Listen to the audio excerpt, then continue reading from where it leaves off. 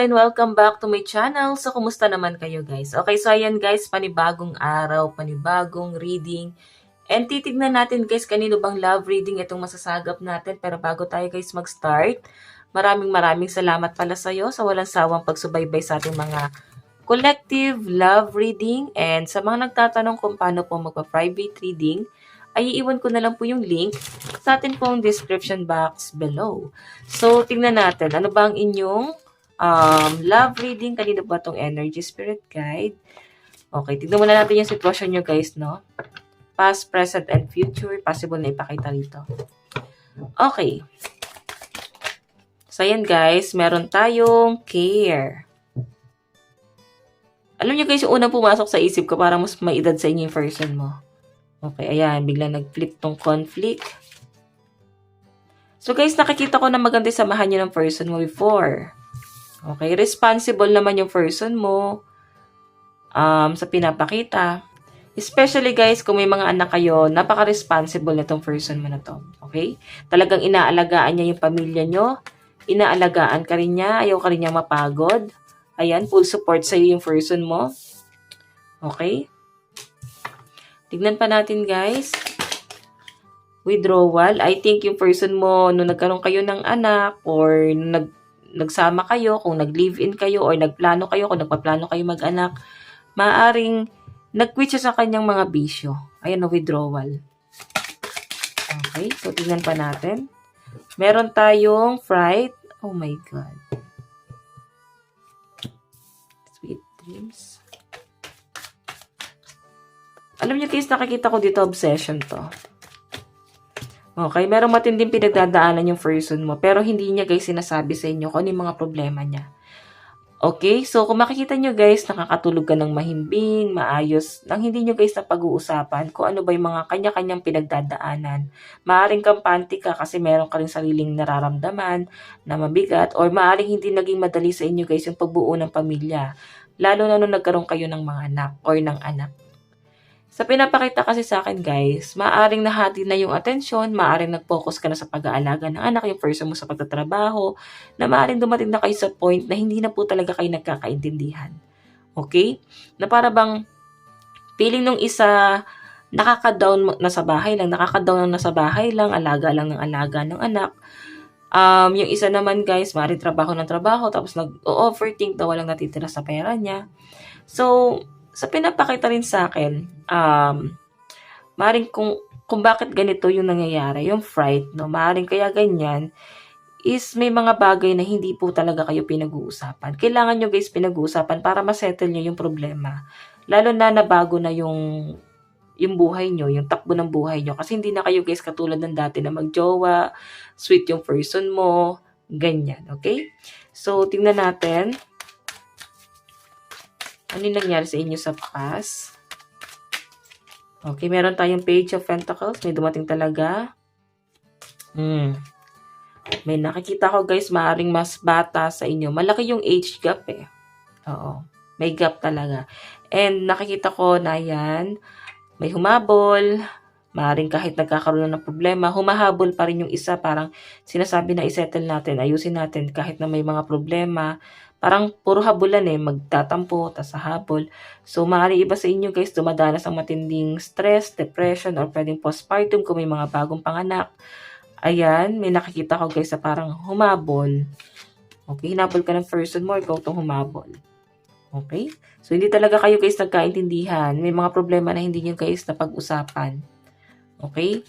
Pwede kasi guys naiisip ng isa rito na para bang mas masaya pa yung buhay mo sa akin, mas maganda pa yung nagiging buhay mo, marami kang hindi mo alam yung pinagdadaanan ko, tapos yung isa sasabihin din, mas lalong hindi mo alam yung pinagdadaanan ko. Yung ganun, dumating na kayo guys sa point na hindi na kayo nagkakaintindihan, okay? So, tignan natin. Ayan. Energy ng person mo, tignan natin guys.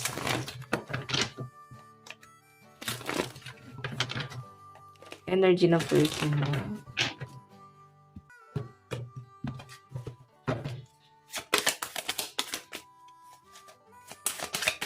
Energy ng person mo. Meron tayong Page of Swords. Pwede ikaw tong mas matanda sa person mo. Basta malayo yung agwat. So, maaring yung person mo, guys, ay na puro siya swords. Meron siya pinagdadaanan ngayon, lalo na pagdating sa pamilya. So, I think may family problem tong person mo. Sa pinapakita sa akin, guys, Page of Swords. Iniisip ka pa rin niya. Iniisip niya na kung susuportahan mo pa siya sa mga pinagdadaanan niya ngayon, lalo na kung may pinagdadaanan siya sa pamilya niya. And nakikita ko na inantay ka ng person mo bago siya humakbang palayo. Siguro ikaw na yung lumayo rito. Okay, inaantay ka ng person mo.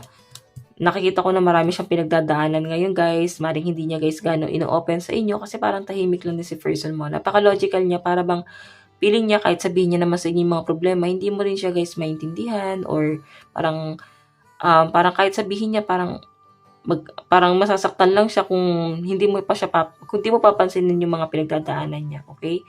Ayaw niya lang, guys, na masaktan niya rin yung sarili niya. So, guys, ayan, malakas ang energy ng air sign, Aquarius, Gemini, and Libra. Tignan pa natin. Meron tayong 10 of Swords, 10 of Wands, Aries, Leo, and Sagittarius. Sa pinapakita sa akin, guys, grabe, no? Grabe yung stress ng person mo, guys. Grabe. Kung hindi kayo, guys, okay ng person mo ngayon, nag-overthink to si person. Ang dami niyang gustong sabihin sa inyo. Hindi niya alam kung paano kanya i-approach. Okay, meron tayong 7 of Pentacles. May mga struggle din tong person mo, lalo na pagdating sa usaping pera. May mga nakakaaway siya, may mga transaction, may mga nakaka-deal. Maring hindi, guys, naayos. Alam mo, yung problema ng person mo, guys, nadadala niya sa trabaho, no? And meron siyang ina-expect na pera dito, maaaring manggagaling sa malayo. So, yung focus kasi rin, guys, ng person mo is yung kanyang career, yung kanyang finances. Yun nga lang, guys, nagkakaroon talaga ng gulo, lalo na natanggal siguro sa trabaho or maaaring nagkaroon ng warning. Okay, so yun siguro, guys, yung sinisave ng person mo ngayon, yung kanyang hanap buhay ngayon, okay?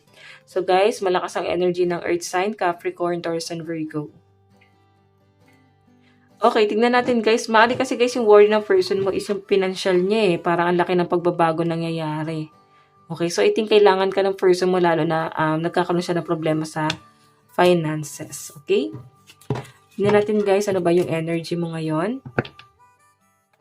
Pero, guys, malinaw yung pinapakita sa akin. Mukhang ano naman yung person mo. Inisip ka niya ngayon. Kasi dami niya pinagdadaanan eh. Nadadala niya or nai-apply niya sa trabaho. Yung hindi kayo nagkakasundo ngayon. Okay, so tignan natin.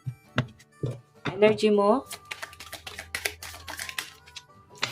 5 of Swords. Ayaw mo nang madamay sa gulo ni person. Parang, bahala na siya dyan, madam. Wala na akong pakialam dyan. Parang ganun yun ang feel kong energy mo. Parang, wala na akong paki sa kanya kasi nilagay niya ako sa third party eh.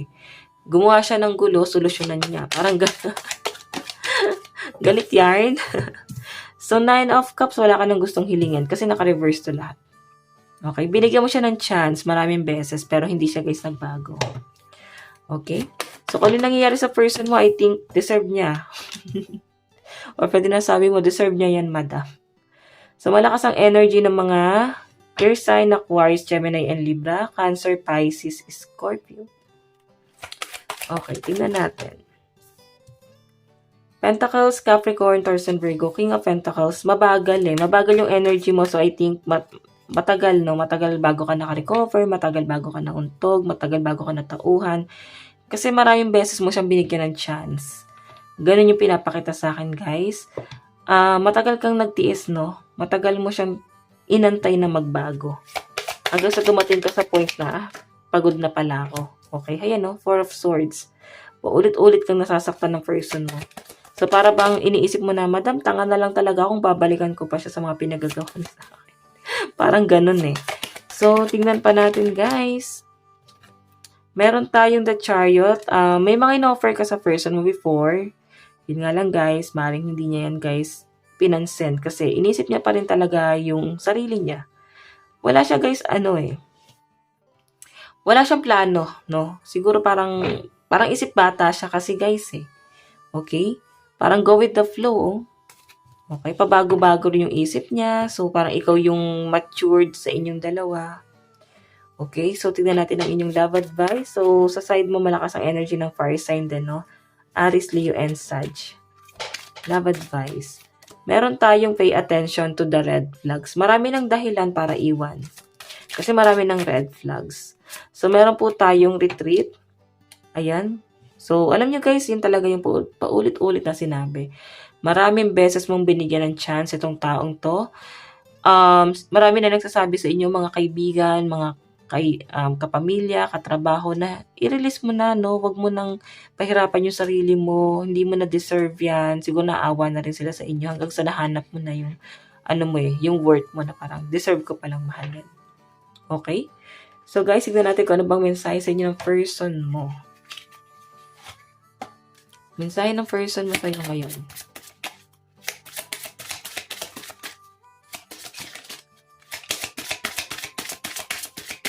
Mensahe ng person mo sa inyo ngayon. Okay.